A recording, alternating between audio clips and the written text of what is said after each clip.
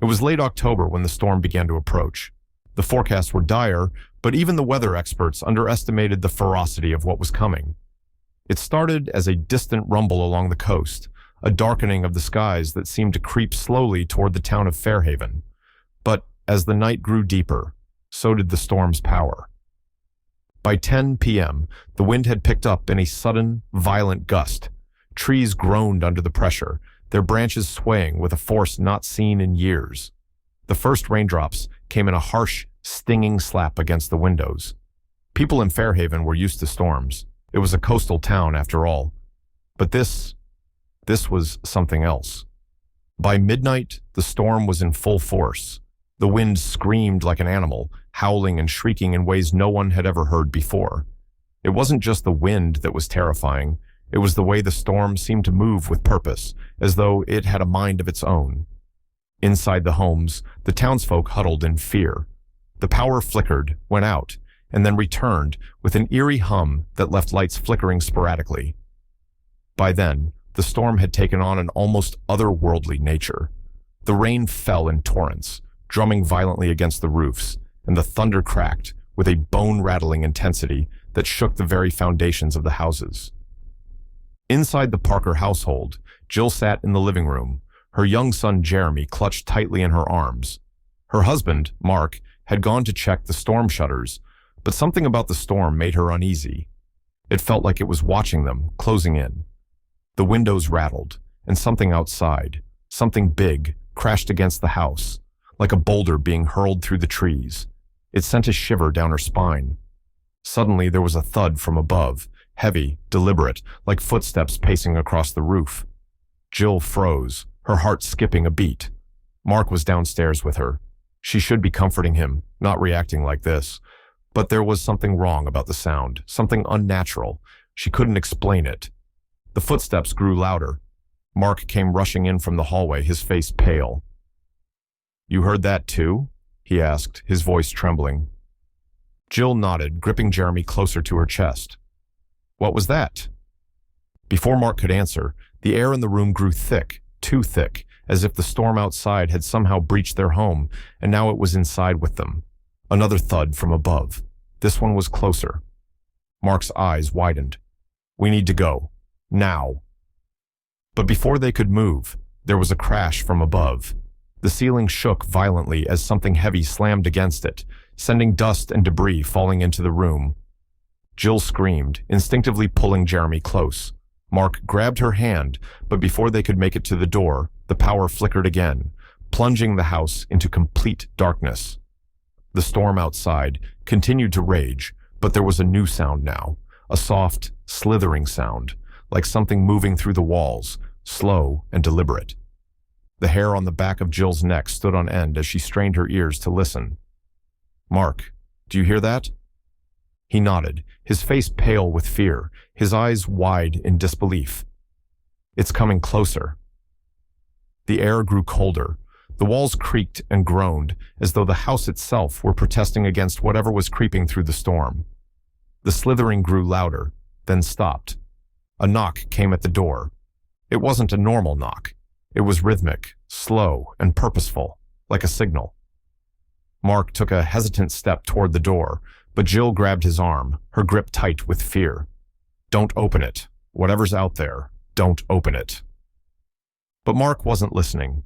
The storm outside was deafening, and the knocking was insistent, louder now, almost frantic. The strange presence in the air was unbearable, and Mark couldn't help himself. He had to know. He reached for the doorknob, and just as he turned it, the door flew open with a violent force that sent him crashing back against the wall.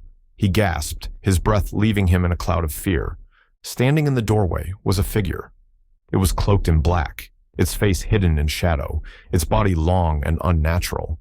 The figure moved with a disturbing fluidity, like it was made of liquid rather than flesh. The air grew impossibly cold as the figure stepped across the threshold. Its eyes, if they could be called eyes, glowed pale white, the light flickering like the storm's lightning, casting an eerie glow on everything around it. Mark opened his mouth to speak, but the figure was already moving, its gaze locking onto him, locking onto them. Jill screamed and pulled Jeremy back, her voice shaking. "What do you want? What is this?" The figure didn't respond. It didn't need to. The storm outside had already spoken for it. Suddenly, the wind howled louder, and the sound of thunder turned to a deep, rumbling growl, like the earth itself was being torn apart. The walls of the house trembled as the figure stepped closer, its presence more overwhelming than anything Jill had ever felt. The storm seemed to funnel through the door, flooding the house with a twisted cold that made her skin crawl. As the figure raised a long, thin hand, a jagged bolt of lightning struck the ground outside, casting the room in a blinding flash of light. When the light receded, the figure was gone, leaving only the deep silence of the storm behind. The storm, however, was far from over. Through the windows, Jill saw that the sky had turned an unnatural shade of black, swirling like a vortex. The wind picked up again, slamming against the house with such force that she feared the walls would collapse.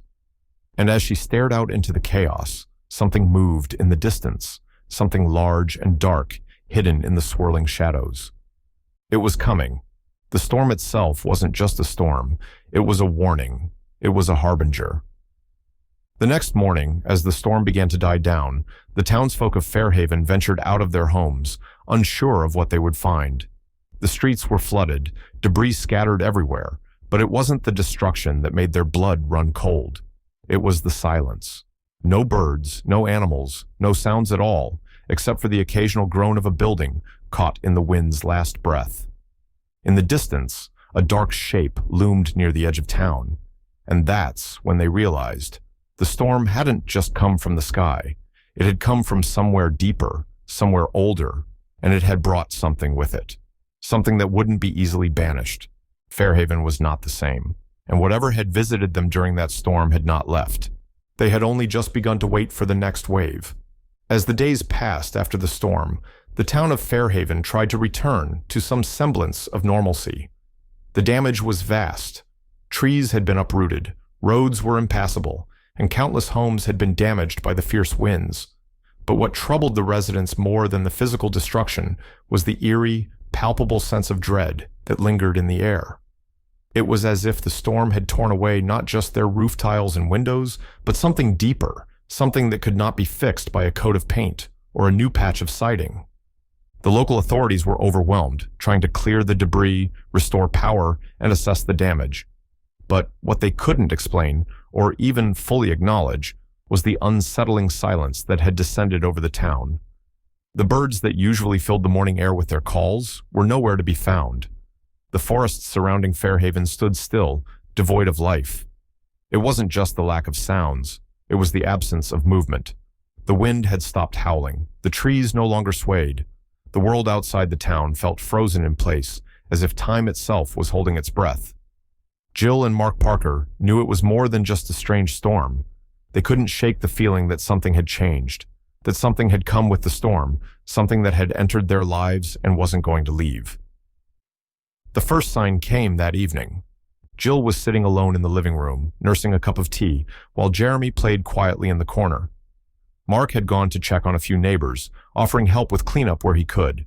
The house was quiet, the only sound the distant drip of water from the leaking roof and the rustle of the trees outside. And then she heard it, a low thud from upstairs. At first, Jill thought it was just the house settling. But then it came again, a heavy, deliberate sound, like footsteps pacing across the floor above them. She stood up, heart racing, her hand instinctively reaching for the doorframe. The air in the room seemed to grow heavier, colder, as though the storm hadn't truly passed. "Mark?" she called out, her voice trembling slightly. No response. The thuds came again, closer this time. Jill's breath caught in her throat. She had to go upstairs. She had to see what it was. She gripped the banister tightly as she ascended the stairs, her legs feeling like they were made of lead. The house was too still, too quiet now. The walls seemed to be pressing in on her, the weight of the silence almost suffocating. At the top of the stairs, she froze. The door to the attic was ajar. It hadn't been opened before. Jill stepped forward, the wood creaking under her feet. She could feel her heartbeat in her throat, every muscle in her body telling her to turn and run. But she couldn't. Not now. She pushed the door open with a creak. The attic was dimly lit. the only light coming from a small window that was barely visible under layers of dust. The shadows seemed to stretch unnaturally long, as though they were reaching out toward her. She stepped inside, the air thick and cold, sending a chill down her spine. And then she saw it. At the far end of the attic, in the corner where the roof sloped down, something moved. It was a figure, tall, thin, with long arms that seemed to twist unnaturally. Its back was to her, but she could see the shape of its head, bent low as if inspecting something. The figure didn't move in any way that resembled a human being. It swayed with an eerie, slow rhythm, like it was caught in the wind, except there was no wind here, only the stillness. "Mark," Jill whispered again, but her voice barely made it past her lips. Without warning, the figure turned, and when it did, the world seemed to shudder. Its eyes, if they could be called eyes, glowed with a pale, sickly light, flickering like the dying embers of a fire. They were wide and unblinking, like the eyes of something that didn't belong to this world. The skin of its face was pale, stretched tight over sharp, bone-like features. It wasn't human. It couldn't be. Jill's stomach lurched and she staggered backward, barely able to keep her feet beneath her. The figure stood still, watching her with those unnatural eyes, as though it was waiting for something. And then, just as quickly as it had appeared, it was gone. Jill blinked, her mind racing, trying to make sense of what she had just seen. The attic was empty now, the figure vanished without a trace, but the air remained heavy, thick with dread. Without thinking, she turned and ran downstairs, her breath coming in ragged gasps. Jeremy was still playing quietly in the living room, oblivious to the terror that had just gripped his mother.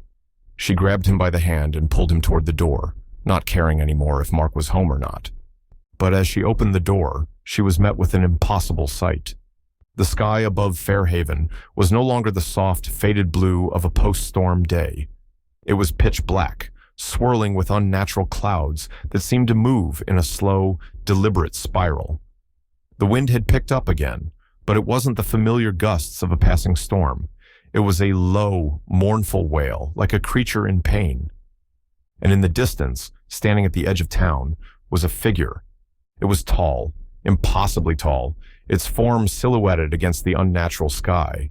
Its eyes glowed faintly, like embers from a dying fire. It was watching them. Mark's truck pulled into the driveway just then, and Jill rushed to him, her voice trembling as she shouted, "Mark! We need to go. They're coming. They're coming again." But Mark didn't understand.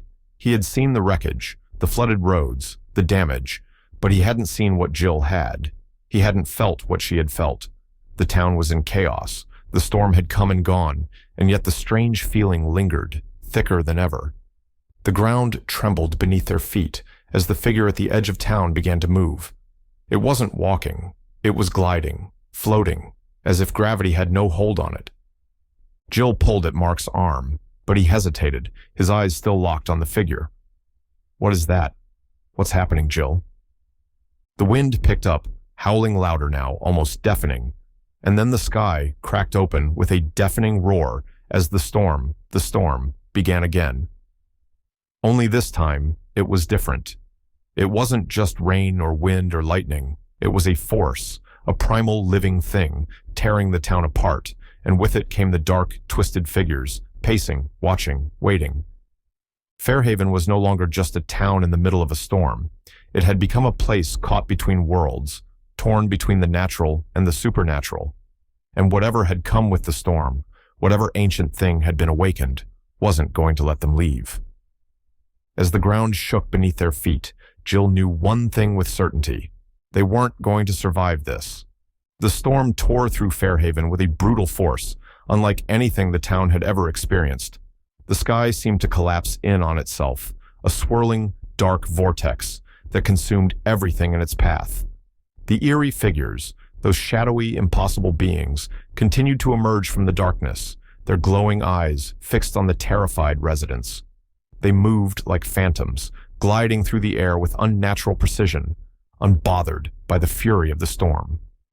Jill clutched Jeremy tightly in her arms, pulling him toward Mark as they stumbled through the town's crumbling streets. The houses were no longer just damaged, they were consumed. The buildings had begun to rot from the inside out, their walls weeping with a thick black substance that spread like an infection. The trees that once lined the streets were now twisted, gnarled, their limbs reaching out like skeletal hands. And still, the storm raged on. Mark finally turned to her, his face pale, a look of horror dawning on his face. "We have to leave, Jill. This place, it's done. We can't stay." But Jill knew deep down that it wasn't a matter of leaving. The storm had already claimed the town, and no one would be spared. The storm was alive, a sentient force, and it had a purpose, one they could not understand, one they could not escape. The ground trembled beneath them once more, and the figure from the edge of town, the towering, twisted form, was closer now. It glided toward them with purpose, its glowing eyes fixed on their every movement. Jill's breath caught in her throat as she realized that it wasn't the storm they needed to escape. It was whatever had been awakened by it. The figure raised its hand, and the air grew impossibly still. It wasn't just a storm anymore. It was a presence, an ancient power that had been unleashed by the chaos, by the rift the storm had torn into the fabric of reality. "Run!" Mark shouted, but Jill couldn't move. The air was thick, heavier than lead, pressing down on her chest. The figure's eyes locked onto hers. It wasn't just looking at her. It was seeing through her, into the very marrow of her bones. The storm had swept through Fairhaven, but it wasn't finished. The true terror of the storm was in the stillness, the things that came when the winds and rain subsided. And now, those things had come to claim the town, had come to claim them. The last thing Jill heard was the thunder, an ancient, reverberating sound that seemed to come from the very earth itself, shaking the foundations of their world. The storm, the creatures, the terror, it all felt like an inevitable end. There was no escaping it, no fighting it. And as the sky above them cracked open once more, all Jill could think was that Fairhaven had been swallowed whole by something far older, far darker than the storm itself. And as the final flash of lightning illuminated the twisted figures closing in, she realized the storm had never been the worst part. The worst part was what came after. The lightning crackled overhead, searing through the night sky, illuminating the twisted remnants of Fairhaven. For a fleeting moment, everything stood still. The storm seemed to pause, the wind holding its breath. And in that instant, Jill realized the terrifying truth. The town was no longer just broken.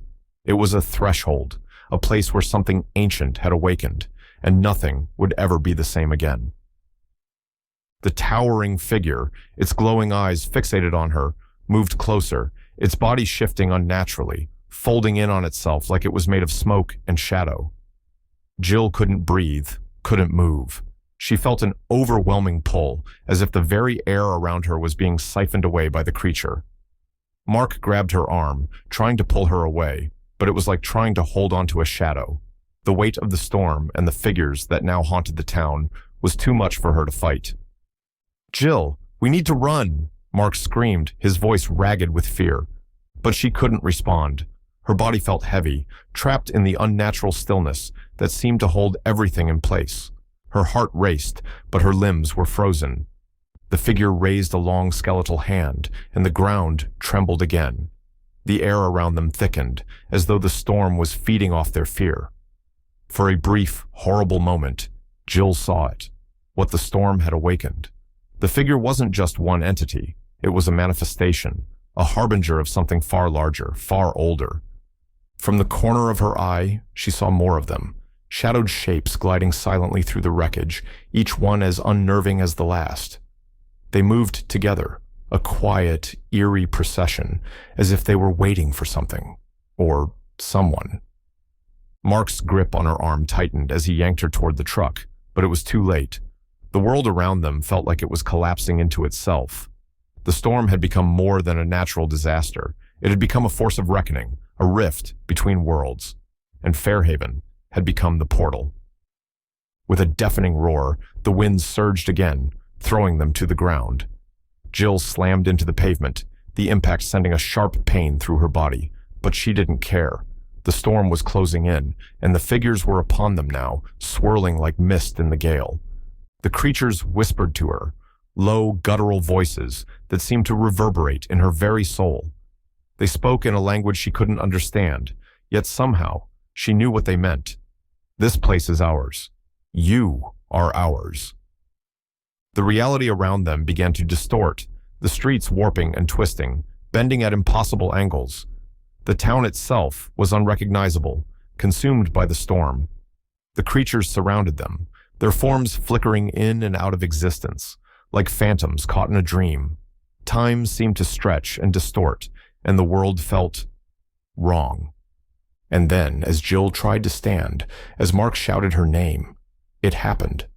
The sky tore open, wider, deeper, as if the heavens themselves were splitting apart. A blinding flash of light consumed everything, followed by an immense silence that felt like a weight pressing down on them. In that moment, Jill felt her body pulled toward the rift, as though the storm itself was claiming her, claiming all of them. The figures no longer just watched, they reached for her, their hands cold and unfeeling.